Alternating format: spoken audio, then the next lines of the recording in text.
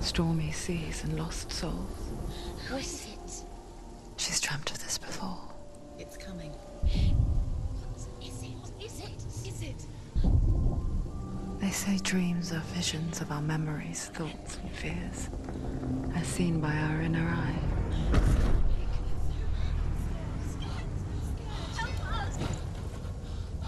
But what if each one of us is always dreaming, even when awake? And we only see what our inner eye creates for us. Is this what hell is? A world shaped by SENUA'S nightmares. Maybe that's why people fear seeing the world through our eyes. Yes, she's scared. Because if you believe that SENUA'S reality is twisted, you must accept that yours might be too.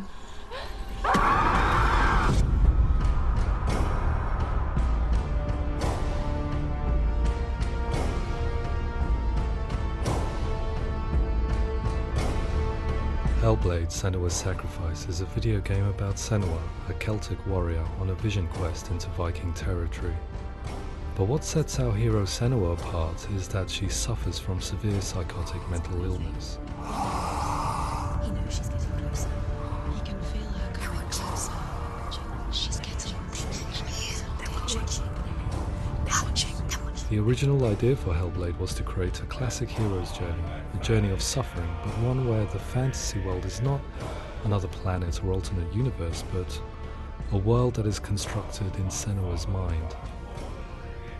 But to do so would mean putting psychotic mental illness at the center of the experience, a subject that is still considered taboo, and a challenge that was both terrifying and exciting in equal measure. In Hellblade, the starting point was a newly discovered Celtic goddess called Senua in Ashwell, Hertfordshire. When first discovered, her name was thought to be Senua, a name which I liked and kept. I wondered if Senua might have been a Celtic warrior like Boudica who stood up to the Romans. While the Romans had conquered all of Europe, there was a group of Celts up in the furthest reaches of the Roman Empire that could not be conquered, the Picts.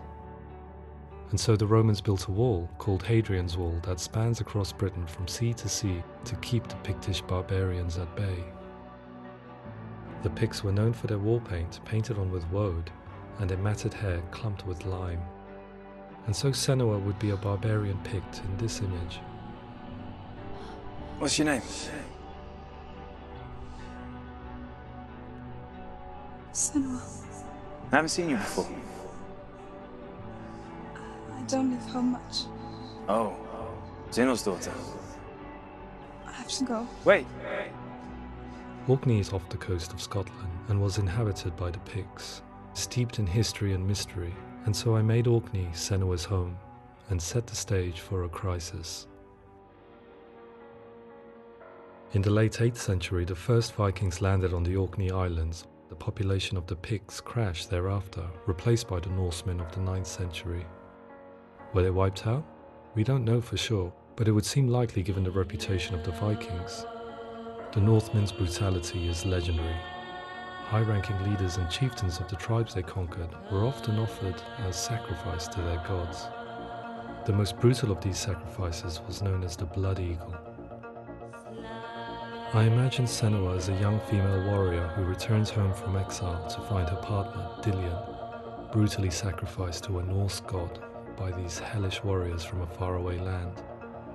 I imagine the horror of this moment and how it would have dragged her deep into mental torment.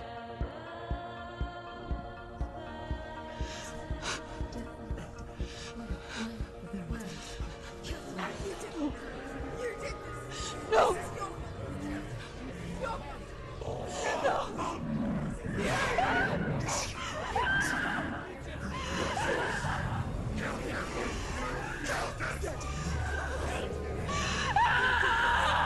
I came to learn that the Celts had a sophisticated and nuanced perspective on the nature of mental disorder. One term they used was gelt. A gelt is a man or woman who has been driven mad by a curse, battle trauma, or grief. The gelt would take to a life in the woods in search of penance, punishment, and purgation. And so Senua became a gelt, cursed by darkness, looking for redemption in the wilds. Another word the Celts used in reference to mental disorders was druth, meaning fool, or Liar. one who utters the words of God. They tell of the mad sinner who flees battle into exile and takes on a beastly nature, growing feathers on his body. The character called Druth in Hellblade is based on a little-known person called Findan, an 8th century Irish Celt who was captured and enslaved by the Vikings, but eventually escaped to Orkney where he became a monk. I will tell you my stories of hell, if I may walk with you. Upon meeting Senua, it would be his stories that fuel her quest deep into their world of gods. The Northmen say the world will come to an end. The sun will grow black, the earth will sink into the sea, the stars will disappear, fire and water will meet, flames will play against the sky, the heavens and earth and all the world will be burned, all the gods will be dead, and the warriors of Valhalla and people everywhere. Senua, prepare yourself for Ragnarok, for it is nigh. So the stage was set for a new adventure, a journey into the Norse underworld called Hell, a vision quest fueled by madness and myth, a fantasy that was created by Senua's own mind, and one that we would experience through her eyes. This is your mission. This is your quest. There is nothing else left. To make a game about a warrior with psychotic mental illness as its central theme was fraught with danger. Mental illness, such as psychosis, is still taboo and rarely acknowledged in a century of cinema, never mind the new medium of games. Where it does feature, it often conflates psychosis and psychopathy associated with a lack of empathy. It is unfortunate that these two words sound so similar that they are used interchangeably in media. I must admit that I didn't have to look very far to discover my own ignorance of the subject. So we reached out to Paul Fletcher, psychiatrist and professor of health neuroscience at University of Cambridge.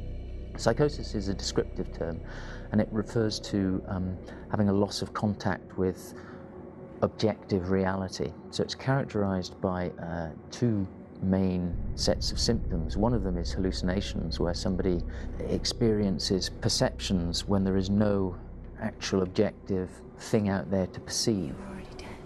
Who are you? And the other is delusions, where somebody comes to very often bizarre, unpleasant, frightening beliefs when there's no good evidence in favor of them. There's no doubt about it. The source of the darkness is in Helheim. And the goddess Hela holds his soul there. We reached out to Welcome, a biomedical research charity that spends billions on research and awareness programs aimed at improving health. Mental health hasn't always been presented in the media in a way that is particularly helpful. It can be challenging to engage people with the subject matter, and there are a lot of preconceived ideas about mental health, and particularly schizophrenia and psychosis. So we hope our support allows the team to continue to collaborate with Paul Fletcher and with those who have experience of psychosis to create a game that provides a fresh perspective on the condition and allows audiences to engage with it in a way that just wouldn't be possible in any other medium.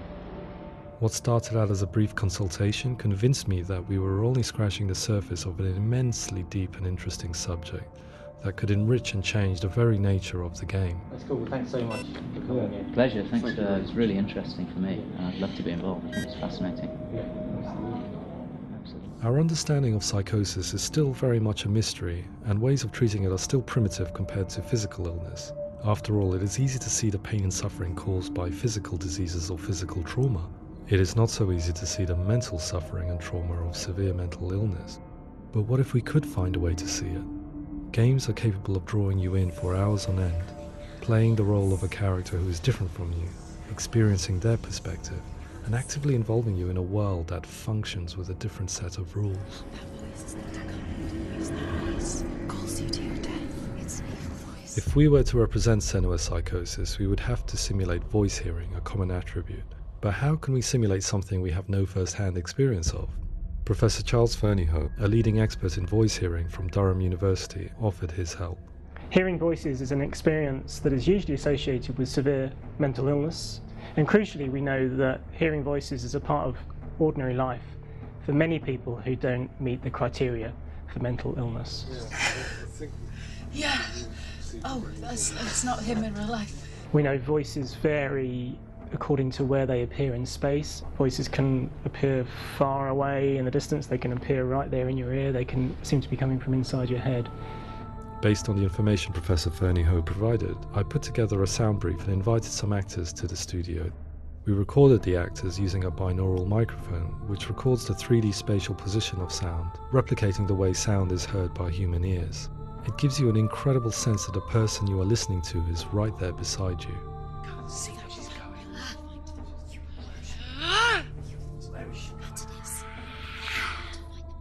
Rachel Waddingham from the Voice Collective came to our studio with 2 young voice hearers to speak to our team.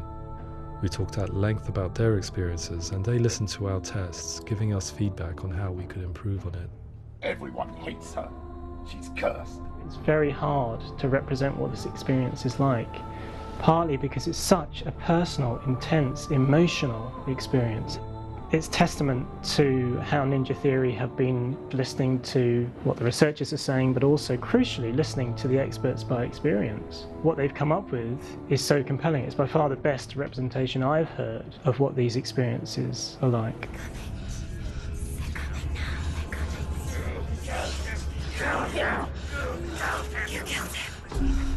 Other common attributes of psychosis are visions and flashbacks. We met with Recovery College East, who work with and care for people recovering from severe mental disorders. A group of service users gave us their first-hand account of what they experience. Sometimes when the visions or what we're seeing is too much, we become small until eventually we perhaps don't see anything. The people we spoke to, the stories they told, were fascinating, harrowing and mind-boggling. The reality of what people experienced was vivid, far exceeding what I could possibly have imagined. We went away itching to represent some of these visions and flashbacks in the game. As we all know, my heart is so, love is so far away. Don't you know how I wanna feel deeper? I could never know how you grow, all these days are killing me. Now I see deep in me insanity does unfold. I just wanna feel deeper, deeper. I just wanna feel deeper, deeper.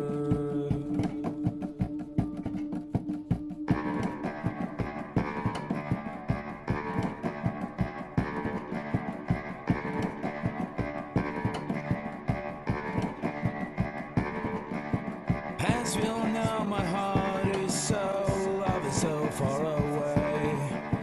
Don't you know how I wanna feel deeper? I could never know how you grow, all these days are killing me. Feel like this, read like this, I just wanna live, that's all. I just wanna feel deeper, deeper. I just wanna feel deeper, deeper.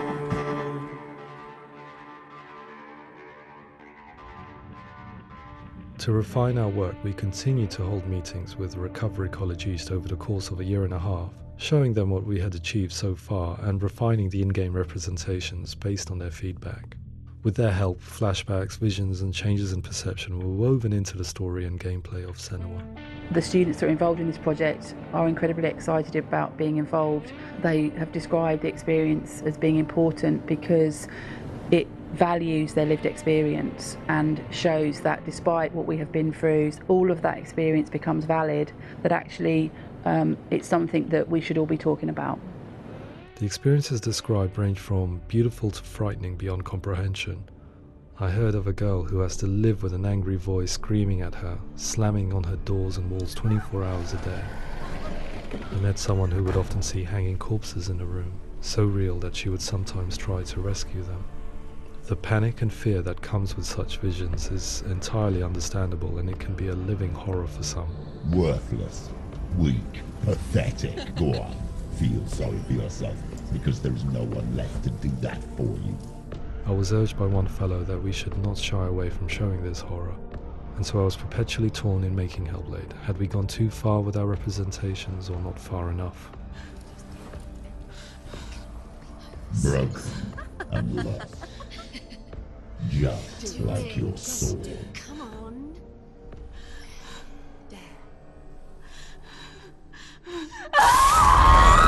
In some ways, voice hearing and visions were the low-hanging fruit, so to speak. There's another aspect of psychosis that is much harder to explain, but one that I think video games are uniquely able to represent, which are often called delusions. People begin to see patterns in the world. They begin to link things that most people wouldn't link. Most of the things that we might think would be coincidence or, not worth commenting on. Nevertheless, that might have a particular salience or importance for them. One individual described how everyday words, sounds, colours and objects were steeped in meaning to him, forming a strange and sinister puzzle that he was determined to solve but could not quite get to the bottom of. It's not just brain dysfunction. It's not like the system shut down. It's actually an incredibly creative process. The person creates a world populated with voices and phantasms and terrors, and they're completely immersed in it. They believe in it. We often invite people into the studio to play the game. In one of our playtests, they played through much of the game, making associations between runes, secret messages, and the threat of darkness that stalked them. There are many things that happen in the world of Hellblade that make perfect sense within the context of SENUA'S mind. The dark rot that's killing her slowly from within, the secret runes of the gods that block her path to Helheim, and strange associations that exist in the game to confuse you. To complete SENUA'S quest, you have to internalize and accept the logic and meaning behind these things to progress. Afterwards they said that they didn't see much evidence of mental illness in the game. People with delusions of all sorts would argue the same thing, that they are not aware of their experience being abnormal in any way. I need this sword. It's important. Representing perception changes and thinking patterns within Hellblade gives us a set of symptoms common in psychosis. But people with lived experience were keen to emphasize another point, that it is wrong to define a person by their symptoms. Quite often, the illness comes not from the symptoms, but from the stigma, isolation and mistreatment that comes about from the rest of society. They say that I'm cursed. What if they're right? I needed someone to portray Senua, someone who could believably internalize her suffering.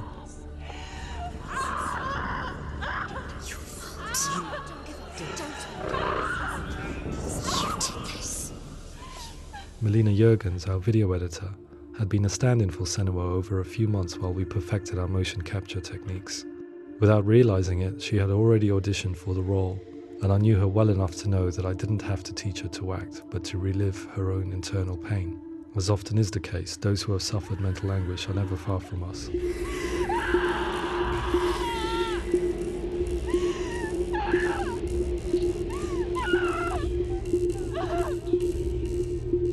My hope is that by creating a compelling and aspirational character in Senua who feels very much real, albeit in a fantasy setting, we can provide a lens into her reality, a different one to yours, and this is where storytelling comes into play.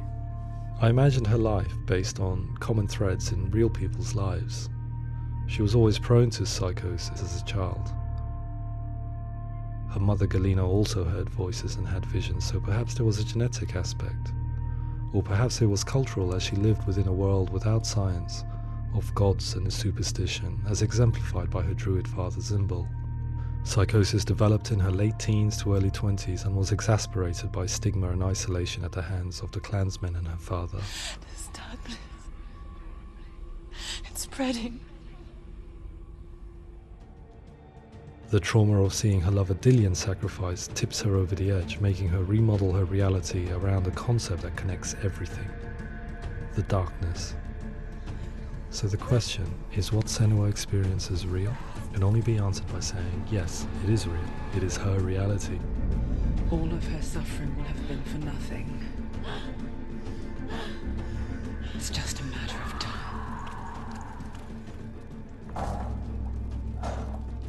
Towards the end of the project, service users and professionals that had collaborated with us were invited to see the near-final game. It was a chance to see if the game had reflected their views or if it had misrepresented them. For me, being involved in especially developing Senua's character has been really important, and being able to bring in my perspective and what I see and what I hear and having that built into the game has been a real privilege. It's gritty and it's meaty, and there are some tough subjects in there that are being tackled with honesty.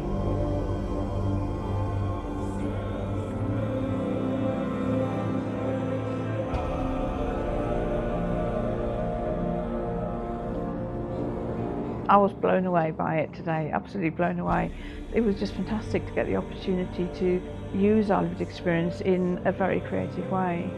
There's nothing tokenistic about the work we've put in. It feels like we've been listened to, things have been taken on board, and I think there was a lot of realism in the game itself, and it feels very authentic.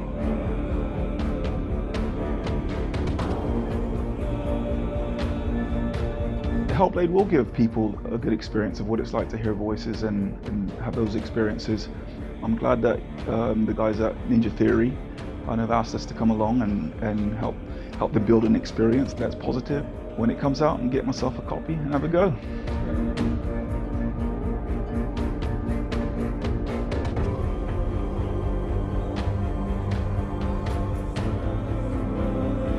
I think all the way through I was really inspired by how the conversations have translated into the game in a way that I think I didn't imagine was possible. So wonderful, really wonderful.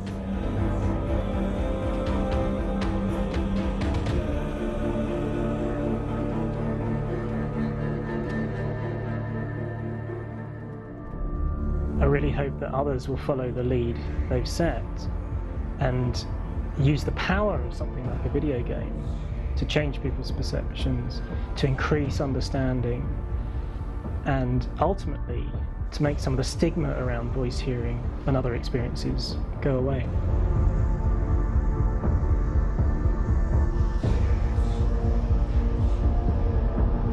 For me, it was really exciting to see something that I explore scientifically being represented so beautifully in a character who's trying to penetrate the mysteries of the environment in which they've been placed, with all of this strange uncertainty and noise and conflicting information that they're getting.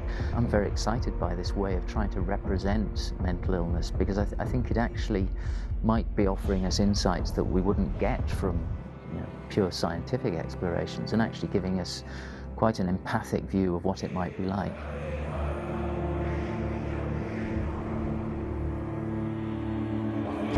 Mental illness has been with us for as long as we have been on this planet, but why? Why hasn't evolution stamped out this weakness from within our gene pool? I often pondered this question until I realized that the question had an inbuilt flaw. It assumes that being and thinking differently is a weakness. The only reason we have computers, spacecraft, medicine, poetry, art, and yes, even video games is because individuals are able to simulate new abstract realities in their minds and share them with the rest of us. We need people to be willing to see differently in order for us to progress and survive as society. And we need to be open to these new ways of seeing. And it is this spirit that motivated me to create SENUA'S story and share it with you.